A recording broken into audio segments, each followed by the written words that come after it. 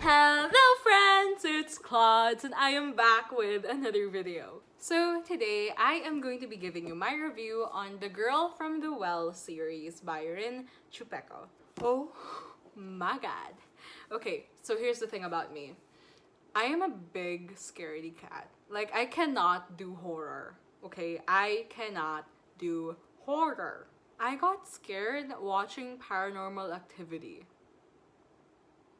And I know like a lot of people say that it's not even scary. It is to me, okay? Okay? And we'll get into that on another day because I don't even want to think about it. The Girl from the Well. Why did I pick it up if I'm so scared? Well, I read one of Rin Chupeco's books before and I wanted to read more of their books. But their books are always not in stock. And for some reason, these books were recently in stock. So I was like, you know what? I'm gonna do it. And you know what? Thankfully, it wasn't that scary. Thankfully, it was not that scary. I gave this 4 stars out of 5. And I gave this one 5 out of 5 stars. So let's talk about The Girl from the Well series first. So, The Girl from the Well. It's obviously about a girl from the well. Just kidding.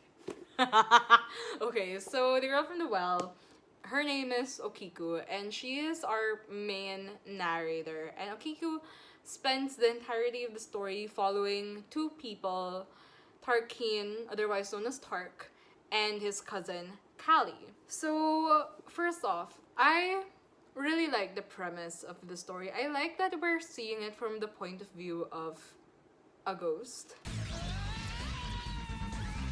I love that our narrator is a ghost. So it's really nice to see like her point of view of things and why she haunts who she haunts and does what she does.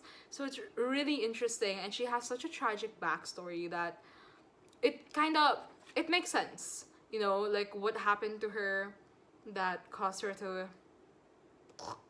and why she's doing what she's doing now, 300 years later. And for 300 years, she's just been roaming and roaming and roaming. After 300 years, she meets Tark. No, it's not a romance, okay? I'm gonna put it out there. It's not a romance. It's a little implied in the second book, but I don't think it is. I think it's just a very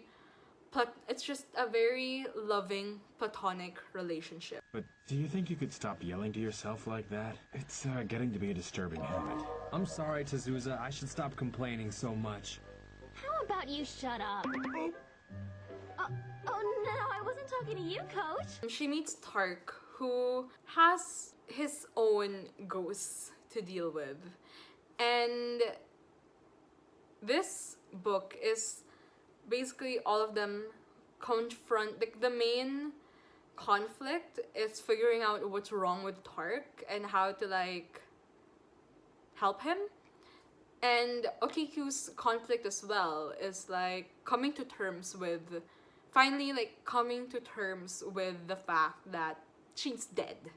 She can't really do anything about it. And we get to see we get to find out what happened to her, and yeah.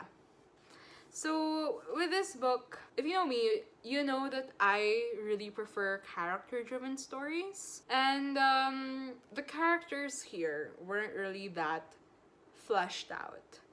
And honestly, I wish that we did not have Callie as a sort of narrator as well, because our main narrator is Okiku, but as I said, she kind of follows Callie and Tark and kind of serves as their third person omniscient narrator. That makes sense. Yeah. And it does get confusing sometimes because at first it's like first person and then it switches to third person, but you know she's talking about the people she's watching. So it does get confusing at times. So you just gotta roll with the punches. Again, in this book, it's not that scary. You might not want to read it at night, especially if you sleep alone like me.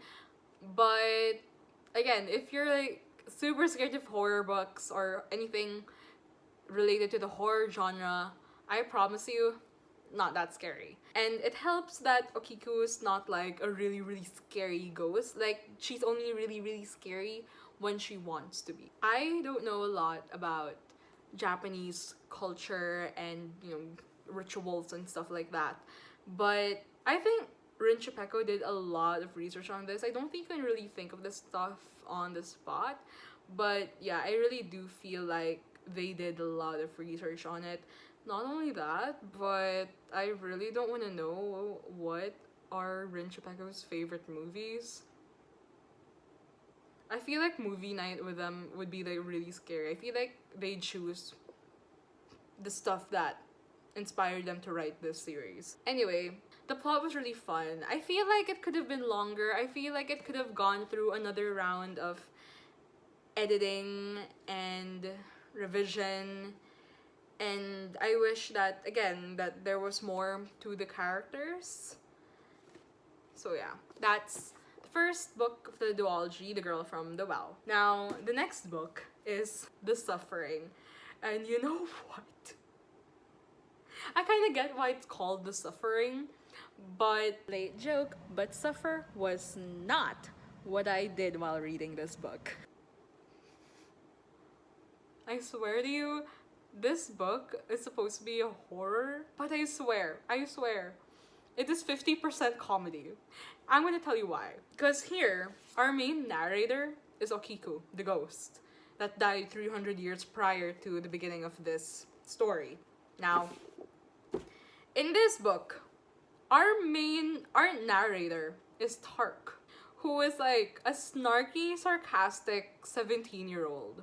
Imagine Percy Jackson had a ghost haunting him the whole time. If I wasn't lazy, I would have tabbed like every moment.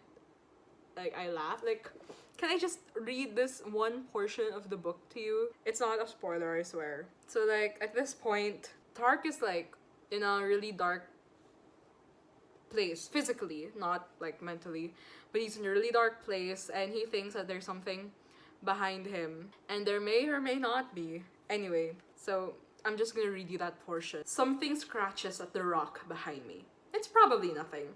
Just to be sure, I speed up, forcing down the increased discomfort in my leg. Scuffling noises pick up behind me. Don't look. It's the mantra in my head as I quicken my pace even more. It's nothing. It's probably the sound water makes when it's trickling through rock. Or some small insects buzzing. It's definitely not something following you. Fingernails are too brittle to make that clawing sound. Aren't they? Crap. Now I can't get that image out of my head. Don't look behind you. Don't look behind you. That's how people die in movies. Don't look behind you. I look behind me. You do not. That is just Tark the entire book, okay? He's just so funny, and he's so done with all of like this. I don't know if he's like so done with all the spirits that he like encounters, or if he's just that. I love him. I love Tark so much. He's so funny. And if you know the anime Ginban Kaleidoscope, it's pretty much Tark's and Okiku's relationship. Minus the romance, but you get my point, okay? Like, that's literally this book, and that is why I enjoyed this book more than this one. I don't think there will be a sequel. I really think this is just a duology. Yeah, I don't think this needs a sequel, like a third book.